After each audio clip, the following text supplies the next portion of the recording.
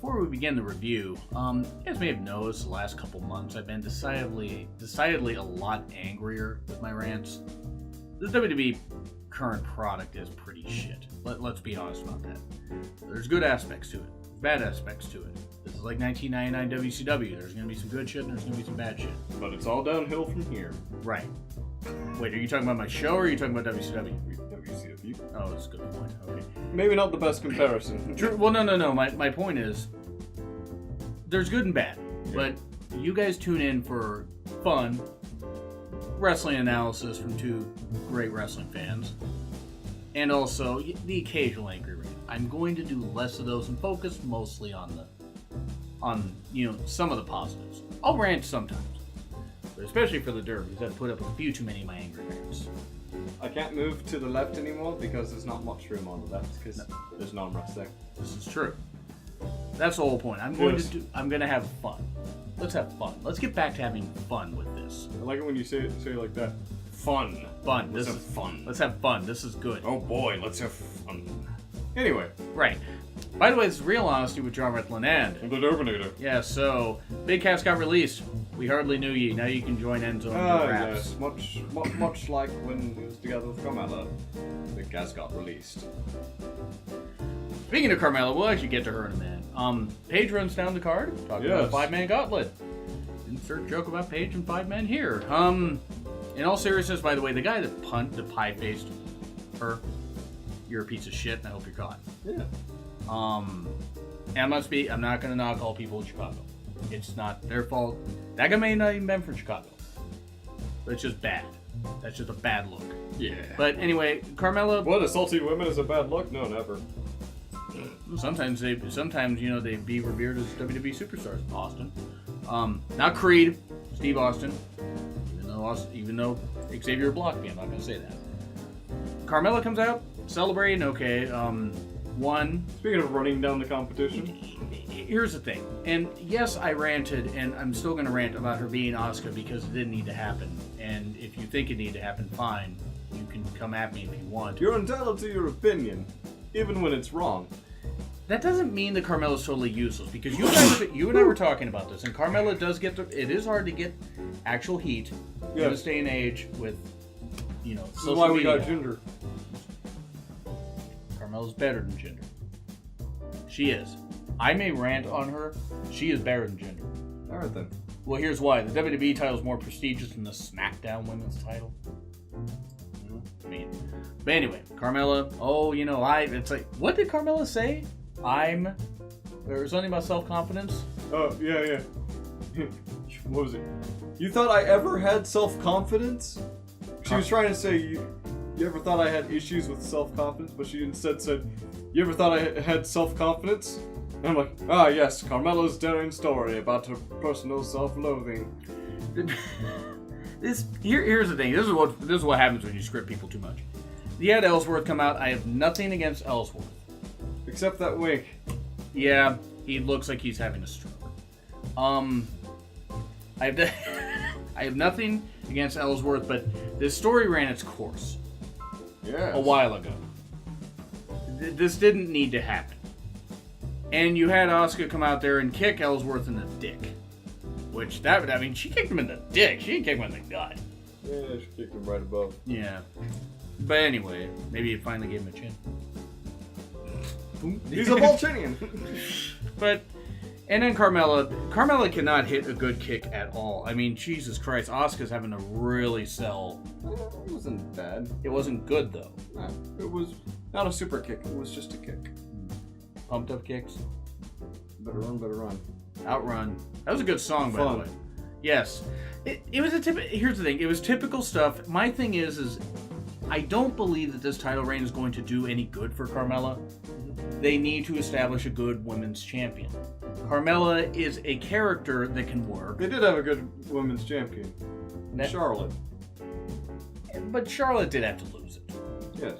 Not to Carmella, though. My thing is it's going to devalue the title at the end of the day. That's what it's going to do. So, yeah, I didn't like this segment. It's weird how SmackDown got better after the opening segment. Yeah. Even though this wasn't that bad. Raw started off great and then got Billy and Peyton had a typical promo. You do not care for the Iconics. It's not that I dislike them. It's I don't find the appeal in them. That's fair. That's fair. They may change my mind later on. Who knows? They're better wrestlers than they are characters because when they were in NXT, they were allowed to go out and be a little better. Now they're making it to where they're just mocking people because of their accents, despite the fact they have accents. Because Vince McMahon likes things his way. Yeah, it's probably Kevin Dunn influencing it too. Or Road Dogg doesn't like accents, I don't know. But then Becky faced Billy in a match. Yes. Decent. And good. Becky won. Becky won. Have Becky be the one to dethrone Carmella. Here's why. You have no other women on there unless you want Sonya to do it, but Sonya is still a heel. Right. So unless you want a heel being a heel, I mean, I'm all for Sonya doing it. But there's a good story with Becky winning it. Because Carmella doesn't need to tell that long. It's not really adding value to it. No. It's bringing it down. And again, this is me being, it's like, you can say I'm hating Carmella at all, but when you cheer Roman Reigns, that shows that you don't appreciate talent. Sorry. People can be upset if they want, but that's just too bad. Becky, though, beating Billy was good. I think Becky... Did you just compare Roman Reigns to Carmella? I'm saying the whole point is... No. Here's the thing. I'm comparing the fact that if people are going to say it's bad that I slam Carmella and Reigns, yet they will cheer Reigns. Oh, you don't like Roman Reigns. Oh, I don't like his character. There's a difference. They both have bad characters. Reigns has an undefined character. Carmella's just annoying. Yeah. Which is, hey, you know what? Good on her. Good on her for doing the right kind of heat. Or maybe not the right kind of heat, but hey, if it's going to work for her, I'm going to try to be nicer here. Whatever floats your boat, I suppose. Right, even if... Yeah. Jeff Hardy promo, well... Look at the camera, look at the camera, look at the camera, look at the camera, look at the camera, look at the camera, look at the camera, look at the camera. Jeff, look at the camera. Never mind, don't look at the camera. Did he say so? Yeah, he's going back to, I think, his Impact days. Hopefully not 2011. But anyway. Let's not. Yeah, right. Brian interview, hype for the Gauntlet. It's like that one episode of Doctor Who. There's just some things we need to talk about anymore. You're probably going to have to tell me what the hell you're talking about off camera, because I have no idea. No, because we don't talk about it. Was it really bad? Okay. And then the Usos came out, and then Sanity beat up the Usos. Yes, Sanity actually showed up, so SmackDown regained their sanity. We had Big Damo, in other words, Killian Dane. Mm-hmm. This is good. This is the right way to book Sanity. Right off the bat in the debut. They beat up the Usos, but it wasn't a match. This can build to Extreme Rules, and they can have a war. You can get another guy to be part of it, if you want. Sanity versus the Bludgeon Brothers. That's going to happen at SummerSlam. Yeah. Which is fine. But this is a good way to book it. And then Renee interviewed Nakamura.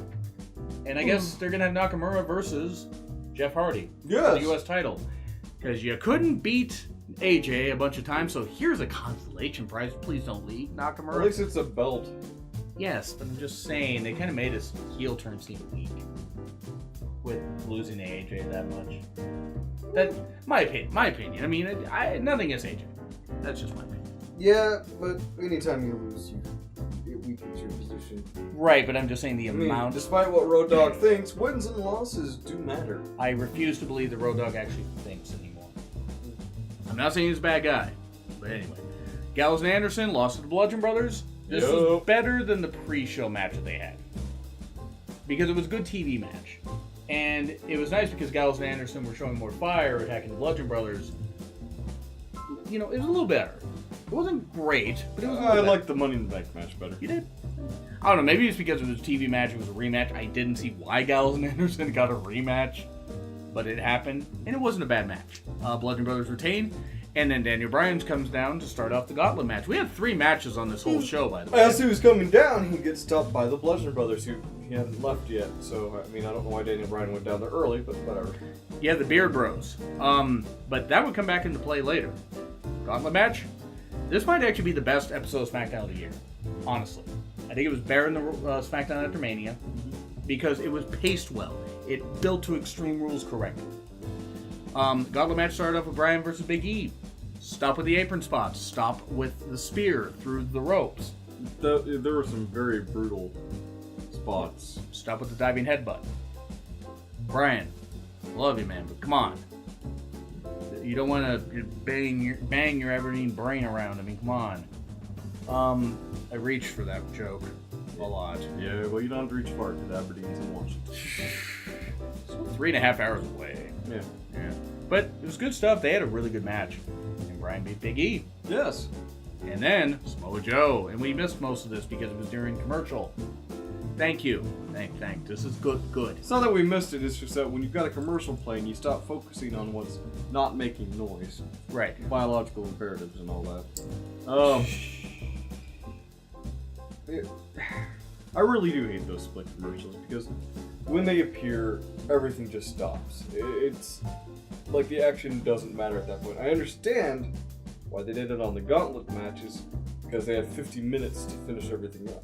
They didn't do it for the Joe part, though. Remember, they had only the regular. Yeah, which is also kind of odd. Yeah, they pick and choose when they do it. But I agree with you. We are both really tired, so this review will be shorter. Yeah, I'm surviving off of Yeah. only a couple hours of sleep. Yeah, that's why we're gonna finish this up. Joe, Joe beat up Brian for a while, and then it was a count out. Yeah. Joe had sleeper hold on there, and then Brian managed to reverse out of it and get back in the ring just before the count out. But Joe did not. And there you go. And then Joe leaves. Okay, cool. Joe will get his shot eventually. Blunder Brothers suddenly attack Daniel Bryan before the next man comes out. And the next man is The Miz. And The Miz ran down. He got to go fast. Yep, hit the skull-crushing finale, then Daniel Bryan, and then booted him out of the ring. And that's your match at SummerSlam. That's going to be great. Summerfest. I hated Jeremy Piven so much for that. It was that right there was an example of why you don't need celebrities on TV. Yeah. Then Rusev comes down. Yes. Rusev and The Miz have a pretty good match. And not longer than I was anticipating. And Rusev wins. Yes. It is Rusev versus AJ Styles. Extreme. Rusev's going to lose. Probably. I hope he doesn't. I hope he wins. Seriously, how shocking would that be if he won? The crowd would get what they wanted, and then now they won't know what to do with it. Yeah, true. But still, Rusev would deserve it. There's nothing against AJ. But anyway, that was good, and Styles faced off with Rusev at the end. He shook Rusev's hand after Rusev put his hand out. Aiden English did that. Then Aiden English did. Too slow. Oh wait, I don't have any hair. Yes, and then AJ pushed him. That ends your show. I'm going to say an A. And here's why. It built everything perfectly. Even the stuff with Carmella and Asuka. Yeah. I didn't like it, but it built. So I'm going to say an A. I don't know if it was that impressive. Or A-. A-. I'll do A-. It's a Yeah, gauntlet I was match. seeking more an A-. Gauntlet match was a great spot. It's great that they managed to fit all of this into 2 hours. Yeah. Even though it didn't feel that short. Still. Yeah. So, 205 Live is now going to be something that Derb's going to talk about. I'll mention the matches, and he'll do this because he has great ideas on how to book the cruiserweights. I do. Not at the moment. I'm a little exhausted. Okay. But hey, should we do it together? Okay. Yeah, well, I mean, why, you feel free to input. Okay. We start off with Drew Gulak and Lindsay Dorado, the dumbest stable name I've ever heard of in the modern era. Right up there with the Spirit Squad. New Blood Millionaires. It was a good matchup. Drew Gulak with using his groundwork. Kalisto and Grand Metalik on the side, waving around those little wooden annoying clackers. Stupid clackers. And Spanky was on the side too. It was a good match. It just the crowd was so dead. They really were. Well, half of them had left. You saw some of the crowd shots. See, this is why they need to put 205 Live in Full Sail, something like that. Because it's nothing against going after SmackDown, but it's dead. Unless you're going to tape it before SmackDown where the crowd's hotter, you're not going to get the reactions you need, except occasionally. Yes. You're just not going to get those kind of reactions. So, yeah, good match, like you said. Drew Gulak won by submission, because of course, he's Drew Gulak. It's kind of what it does. Beat all 3 members. He had an impressive little suplex spin in the middle of it. Yeah. That one was quite impressive. I liked. I like how he tapped out all 3 members of the Team Do a Good Lucha thing. That's true. Not Lucha House Party. But remember when Drake talked to Hideo? Yes. Hideo Itami demanding respect. Drake Maverick asking him to, if you've got a problem in the future, step into my office like a man. And he goes, there will be no problems in the future as long as you show me respect. Respect is a two-way street. It is. Drake could say that despite wearing that shirt. Yes. He pretty much told Hideo Itami that if he wants to have respect, he needs to go out there and earn it. And to prove that he deserves this spot. And then we'll get over to that triple threat match in a little bit. We did get a brief interaction between TJP and a jobber. Yes. That was Gregory Helms without hair. It was too skinny for to be Gregory Helms. It's like a malformed Tino Sabatelli. Malformed Italy. Yeah. So discount Chris Masters. TJP immediately crushed the guy after insulting him and getting pushed down by said jobber. Afterwards, kind of just talked about how he's undervalued and, and beforehand he was talking about it. He was being very cocky, stepping up to the ring, talking about how all he asks is to be in the main event every week. He said nothing big, just being a cocky asshole. But yeah. It ended briefly after getting the guy in a knee-bar, right? Knee-bar, yeah, knee-bar. And then he walked out. He took his jacket off and then walked out the ring. Yes. Because that's what you do. After some physical exercise, it's great to jack it off. He jacked his Filipinos. And then we got to a triple threat. Yes. Hideo, Buddy, and Mustafa Ali. He's not your buddy, pal. He's not your pal friend. Yeah. Was a very long match. Mustafa Ali and Buddy Murphy really controlled most of it. The crowd was really starting to get into it, especially with that. Was it the Spanish fly off the? I think so. Announcer's table? No, it was before that. Yeah. Oh, it's the 450, the double 450. Yeah. That's what I want to go. Got some holy shit chants out of the crowd, which is good. Yeah, and the 450, or not the 450, but the Spanish fly did that. Yeah, but I had to step out to go take out the garbage. So. No, but that was actually a pretty cool moment. It was like off the announcer's table. Yep. Why is this on in here? Yes, it is. We'll finish this up. Hideo won. Promise never to do that. I won't. I mean, you can't. It's your house, whatever. Hideo won though. Yeah. And it was good stuff. It was a good match. Hideo winning, pinning Ali was the right call. Yes. Ali is still over. Because you still need a heel to go up against Cedric Alexander. Yeah, and there you go. B. I'll say a B because 2 matches. B. I'm gonna say B because. Also before we miss it, they did make the announcement of Leo Rush having signed on to 205 Live. And then he can no-sell shit. I'm sorry. Look, it just. He did that once on his last day because he's a young idiot. And then he tweeted something last year because he's still a young idiot. Yeah, right. I'm just like, hopefully he'll stop. He probably didn't understand what was going on up until Emma got fired. True, but I mean, maybe he'll be good. Maybe he won't be. I don't know. Yeah. But B. Yeah, I'll give it a B. I'd say it's the best episode of SmackDown of the year, though. I mean, easily. Or at least up there. Yeah. Because it flew by and that gauntlet was really good. Yes. So anyway, that's what we gotta say. Agree, disagree with what we said? Like, share, comment, subscribe, Twitter link, thumbnail in the description. And which is apparently up here. Anyway, I'm Real Honesty with Jonn Ritland. And the Dominator. And we'll be I will post some more rants. He will be back with NXT tomorrow. Yes. I will be recording more rants, not angry rants necessarily, but I will be doing some good things. It's toasty. It is very toasty. We will end the show before we burn. Good night. Moon.